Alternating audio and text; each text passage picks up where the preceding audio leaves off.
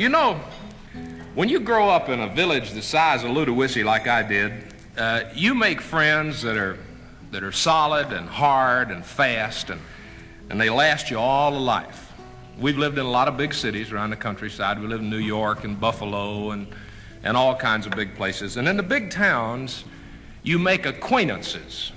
But in the little towns, in the villages of the United States, you make friends. And there's a big difference. And I grew up in a little town. And the family that I was closest to in Ludowici was the Fergusons. There was Mr. Bass Ferguson, who was the granddaddy of them all. There's Mr. Green Ferguson and his wife, Miss Agnes. And there was 9 Ferguson kids. And I grew up loving that whole family of Fergusons. And my closest friend was, and still is to this day, Raymond Coote Ferguson. Raymond and I was born on the same day, 10 minutes apart, and I literally grew up like a twin brother to Raymond Ferguson. We went to school together, and we hunted together, and we fished together, and we stayed in trouble together all our lives. Raymond stayed in more trouble than I did. Mr. Green or Mr. Bass or somebody was always hollering at him, "Damn it, Ray, get out of there. Damn it, Ray, don't do that." Or, "Damn it, Ray, come on over here." And we just naturally started calling him Damn it, Ray. Damn it, Ray Ferguson. It nearly about came his legal name. You'd go to school and the teacher would say, "Damn it, Ray, put that chalk down." She'd slip every now and then. One time, the preacher in a little church we went to was sitting up there, and he said, "Damn it, Ray." He said, "Ray, be still." He got carried away. Damn it, Ray was and is my best friend. Now, Mr. Bass Ferguson, who was the granddaddy of the Fergusons, had a filling station and a store right down the road from Ludowici near a little town called Doctortown, a little community called Doctortown. Our store was about a quarter mile off the highway between Ludowici and Jessup. When you drove up to the store, off to the left was where folks would park when they'd come and they was going to visit for a while. And then off to the right, there was a little path that ran down around the side of that store, and it had a little 2-rail fence along there, and it was whitewashed. Mr. Bass had decorated that fence. He'd hung some tires on it and decorated the whole thing, whitewashed it all, and it was beautiful. One of the biggest gum trees in all of Long County, Georgia, sitting right alongside that little path. Big branches spreading shade out over the benches where the setters and spitters and whittlers would sit on an afternoon. There was an old grease rack, and there was a little path that led off to the back of that little country store. That store was just a little old whitewashed 3-room building. Well, now, in the back of that store, down that little path, there was 2 privies.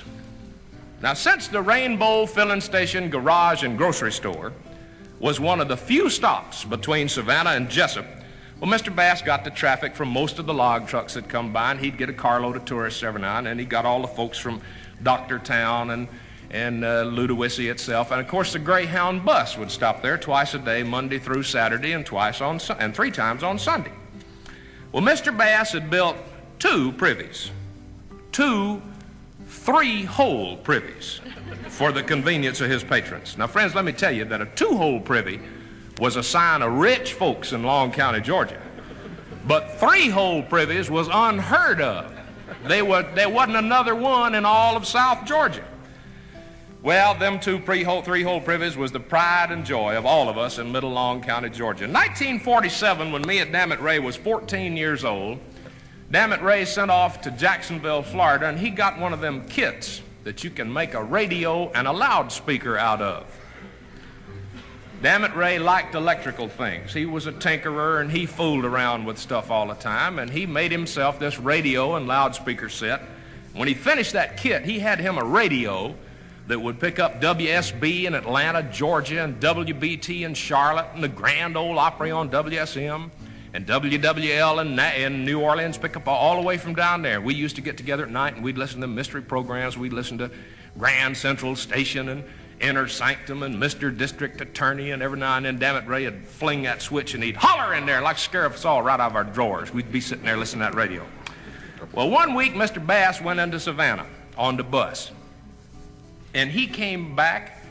That was the most thrilled man I ever saw in my life. He had been to the Greyhound bus station in Atlanta, Georgia, and they had them a PA system where they could announce when the bus was going to leave. And he had gone and bought one of them kits and brought it back and give it to Dammit Ray and me and said, build me one of them loudspeaker systems that I can use at the Rainbow Filling Station garage and grocery store. So for the next 2 weeks, me and Dammit Ray worked on building that loudspeaker system. Well, come the big day, man, we got out there and we strung wires and we put that loudspeaker in, and Mr. Bass had gone to Jessup and he'd bought some car radio speakers. So out of an old junkyard, and he had about 6 of them. And we put one of them up underneath the eaves of the store pointing out toward the road, run them wires across the top of that little whitewash fence with them tires hanging on up into that gum tree and cross back down into them 2 privies. Mr. Bass had wired his filling station, garage, and grocery store for a PA system. Well, Saturday morning was the big day, the first day we was going to use it. We all got down there about 10 o'clock. Mr. Green, Ferguson, Dammit Ray's daddy was there. Me and my daddy got down there. And you can't imagine, half of Long County, Georgia was there for the celebration. Man, it was going to be the first day that we was going to use the loudspeaker system. Well, about 10 o'clock we got there, and the first bus was due in at 11, and we all wanted to be there early so we wouldn't miss anything. Folks were milling around and drinking them knee-high sodas, and there was a few fellers that had started a little bit early on some of that wonderful corn whiskey that's made down there. That flock of chickens was strutting around in the front, and that old black and tan hound with the mange and the infected ear was laying right in the middle of that path that went back to them privies, and folks were swapping stories, waiting on that bus to come from Savannah. 11:10, that Greyhound bus pulled in, and all them folks kind of let out a little cheer. And the folks come piling off the bus, and they were all smiling and grinning and wondering what was going on. And that bus driver got off, and we told him what was happening, and he was as thrilled as we were, because he's from Drawdy, Georgia, his own self, and that ain't as big as Ludowici. So he was delighted. Well, we was all standing around there, and they was drinking them soda pops and having a time, and me and Dammit Ray was manning the microphone inside the Rainbow Filling Station garage and grocery store.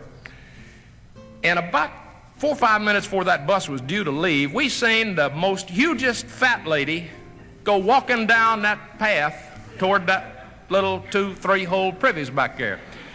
She had on a yellow dress with orange and brown flowers all over it. She had on one of them Carmen Miranda hats, had bananas and apples and grapes all sticking out of the top of it, had about a number 6 wash bucket size purse on her arm. And she was going to be the first one to hear the loudspeaker system. And we watched her real good. She went in that pink 3-hole privy and shut the door, and we give her about a minute and a half to get herself all settled. And folks, the door of that privy just kind of blew right off the hinges. Woo! That fat woman comes screaming up that thing. She come out of there like she had a bee in her drawers. She is trying to pull her drawers up and her dress down with one hand and hold on her hat with the other and hang on to her purse too.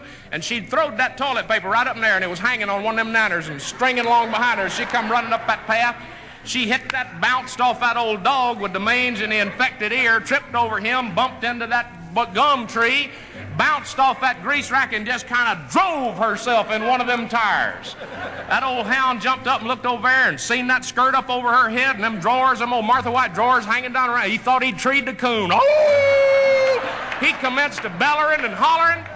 That bus driver was crying, and he run over there and he shut his eyes and he tried to get her unstuck from that tire she was stuck in.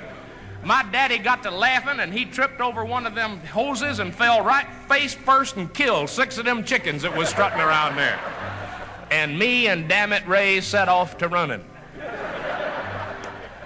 Mr. Green come running out of that store, and he grabbed up a 1x4, and he jerked up Dammit Ray by the straps of them overalls, and he whooped him, beat him, turned him upside down over one of them log truck wheels and started whooping on him.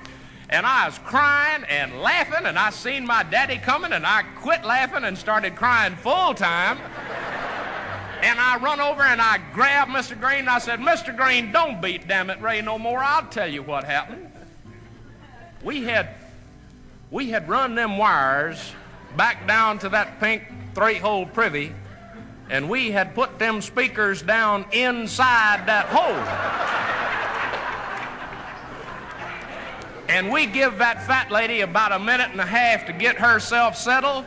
And Dammit Ray snatched up that microphone and he hollered in it and he said, "Come on, lady, move over to one of them other holes. I'm trying to paint down here."